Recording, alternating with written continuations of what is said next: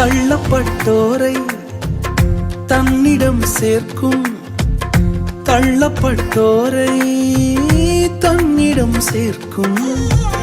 நம்பி வந்தோரை மனசார உயர்த்தும், நம்பி வந்தோரை மனசார உயர்த்தும். அதுதான் கிருபை, அதுதான் கிருபை.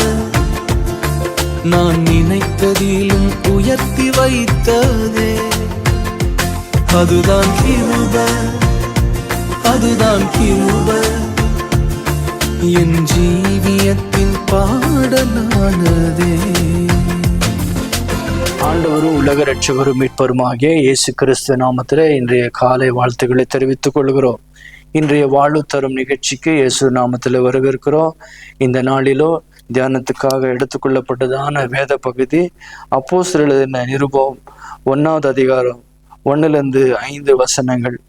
தெயோப்பிலுவே, இயேசுவானவர் தாம் தெரிந்து கொண்ட அப்போஸ்தலருக்கு பரிசுத்த ஆவியினாலே கட்டளையிட்ட பின்பு அவர் எடுத்துக்கொள்ளப்பட்ட நாள் வரைக்கும் செய்யவும் உபதேசிக்கவும் தொடங்கின எல்லாவற்றையும் குறித்து முதலாம் பிரபந்தத்தை உண்டு பண்ணினேன்.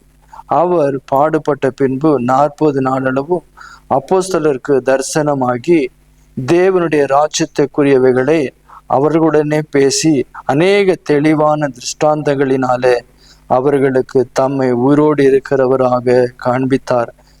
அன்றியும் அவர் அவர்களுடனே கூட வந்திருக்கும் போது அவர்களை நோக்கி, யோவான் ஜலத்தினாலே ஞானஸ்தானம் கொடுத்தான், நீங்களும் சில நாளுக்குள்ள பரிசுத்த ஆவியினாலே ஞானஸ்தானம் பெறுவீர்கள். ஆகையால் நீங்கள் எருசலேமை விட்டு போகாமல் என்னிடத்தில் கேள்விப்பட்ட பிதாவின் வாக்குத்தத்தை நிறைவேற காத்திருங்கள் என்று கட்டளையிட்டார். நம் கண்களை மூடி ஜெபிக்கலாம். மிக அதிகமாக நேசிக்கிற நல்ல தகப்பனே, இந்த அருமையான இந்த காலை வேளைக்காக உமக்கு நன்றி சொல்லுகிறோம்.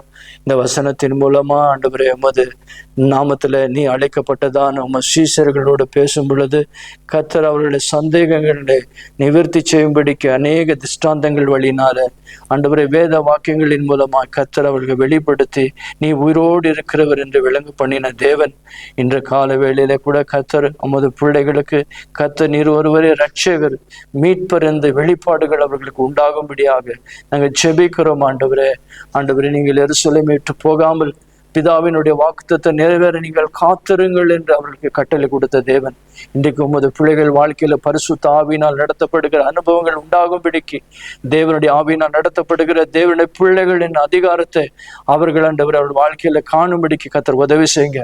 அவர் போகும் பொழுது வரும் பொழுதெல்லாம் கர்த்தர் உங்க கரம் இருக்கணும். உமது பரிசுத்த ஆவியினுடைய ஆலோசனை தந்து அவர் நடத்த வேண்டிய வழிகளை அவர் கற்றுத்தருவீராக. தொடர்ந்து அவர் பிள்ளைகளுடைய வாழ்க்கையிலே கர்த்தருடைய ஆவியானவர் இடைப்படுவீராக.